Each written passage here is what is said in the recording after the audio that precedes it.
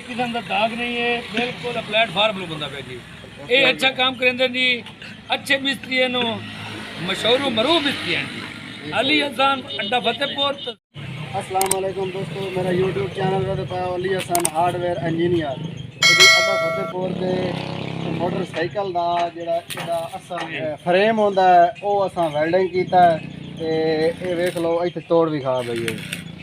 ये मुकम्मल वेल्डिंग करके ये ग्राइंडर मार के ये को बिल्कुल बेहतरीन रंग कर छोड़ना है, मुकम्मल फिट हो गई थी।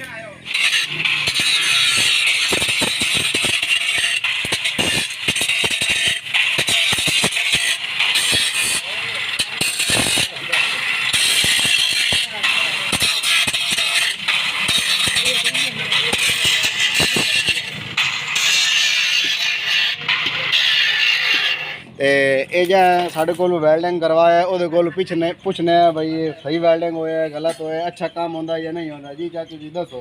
ये भाईजान बड़ा प्लेटफार्म पे मेल्ट किया ने जी। ठीक है, कोई किसी किस्म का दाग नहीं है, बिल्कुल प्लेटफार्म लो बंदा पे जी।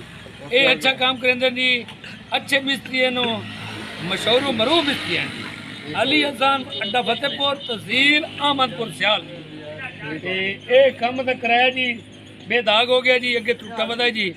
और हर चीज हर शह तैयार होती है, हर चीज बिल्कुल हर चीज हर शह तैयार रखी दसा में तैयार होती है। ठीक है, कोई हाँ जी हाँ या देख लो जी। चल बिल्कुल सही हो गया। मैं दोस्तों वीडियो अच्छी लगे तो लाइक करना, साढ़े चैनल को सब्सक्राइब करना। नेक्स्ट वीडियो से मिलेंगे, तब तक के लिए अल्लाह हाफ़िज़।